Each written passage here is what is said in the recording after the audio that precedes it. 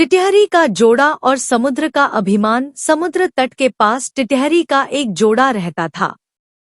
अंडे देने से पहले टिटहरी ने अपने पति को किसी सुरक्षित प्रदेश की खोज करने के लिए कहा। टिटहरे ने कहा, यहाँ स्थान पूर्ण सुरक्षित है, तू चिंता न कर।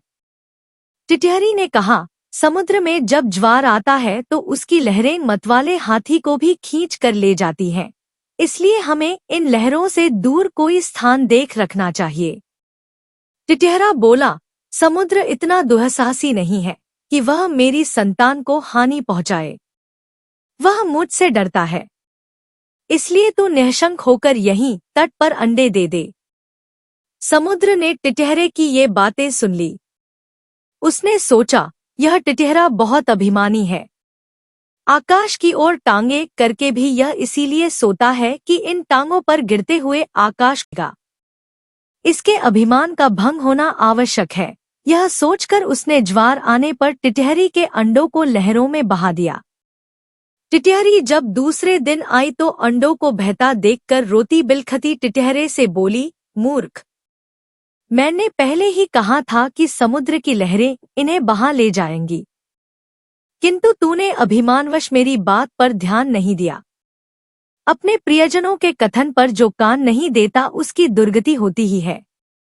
इसके अतिरिक्त बुद्धिमानों में भी वही बुद्धिमान सफल होते हैं जो विपत्ति आने से पहले ही उपाय सोच लेते हैं और जिनकी बुद्धि तत्काल अपनी रक्षा का उपाय सोच लेती है। जो होगा देखा जाएगा कहने वाले शीघ्र ही नष्ट हो जाते हैं। यह बात सुनकर टिटहरे ने टिटहरी से कहा, मैं यद भविष्य जैसा मूर्ख और निष्कर्म नहीं हूँ। बुद्धि का चमत्कार देखती जा।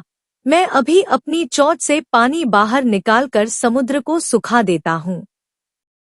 टिटहरी, समुद्र के साथ तेरा वैर तुझे शोभा नहीं देता। इस पर क्रोध करने से क्या लाभ? अपनी शक्ति देखकर हमें किसी से बैर करना चाहिए, नहीं तो आग में जलने वाले पतंगे जैसी गति होगी। टिटहरा फिर भी अपनी चोंच से समुद्र को सुखा डालने की डीगे मारता रहा।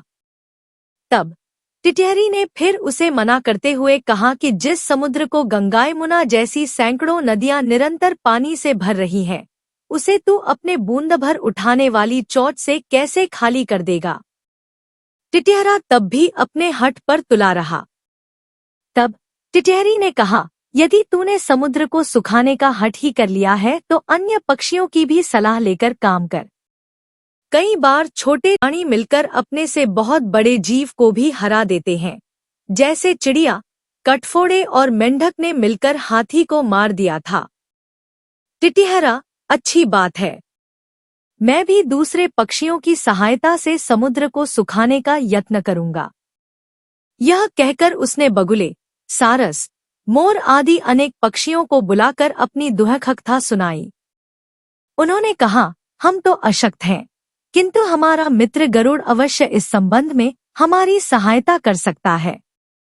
तब सब पक्षी मिलकर गरुड़ के पास जाकर रोने और चिल्लाने लगे, गरुड़ महाराज, आपके रहते हमारे पक्षीकुल पर समुद्र ने यह अत्याचार कर दिया। हम इसका बदला चाहते हैं। आज उसने टिटहरी के अंडे नष्ट किए हैं, कल वह दूसरे पक्षियों के अंडों को बहा ले जाएगा। इस अत्याचार की रोकथाम होनी चाहिए, अन्यथा संपूर्ण पक्षीकुल नष्ट हो जाएगा।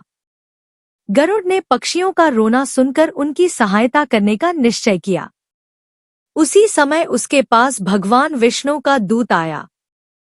उस दूत द्वारा भगवान विष्णु ने उसे सवारी के लिए बुलाया था।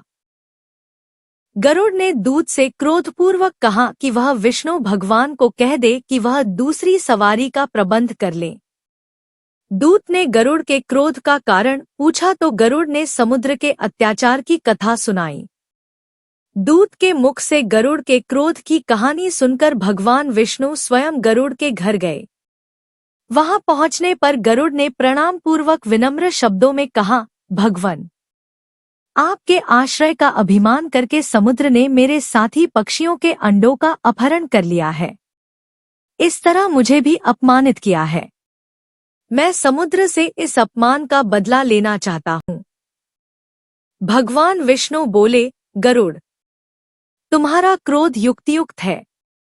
समुद्र को ऐसा काम नहीं करना चाहिए था।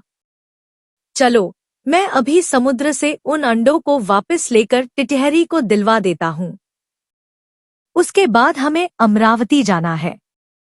तब भगवान ने अपने धनुष पर आग्नेय बाण को चढ़ाकर समुद्र से कहा, दुष्ट, अभी उन सब अंडों को वापस दे दे, नहीं तो तुझे क्षण भर में सुखा दूंगा। भगवान विष्णु के भय से समुद्र ने उसी क्षण अंडे वापस दे दिए। इस कथा से हमें जो शिक्षाएं मिलती हैं वह इस प्रकार हैं। एक लगन और दृढ़ संकल्प। टिटहरी ने अपनी छोटी सी शक्ति के बावजूद हार नहीं मानी। यह सिखाता है कि मेहनत और इच्छा शक्ति से बड़ी चुनौती पर काबू पाया जा सकता है। 2. अहंकार का पतन। समुद्र का अभिमान उसे गलत साबित करता है। यह बताता है कि घमंड हमें कमजोर बनाता है और दूसरों की भावनाओं को ठेस पहुंचाता है। 3. एकता में बल। टिटहरी और उसके जोड़े की एकता, साथ ही अन्य पक्षियों का सहयोग, सफलता की कुंजी बना। यह सिखाता है कि मिलकर काम करने से असंभव भी संभव हो जाता है।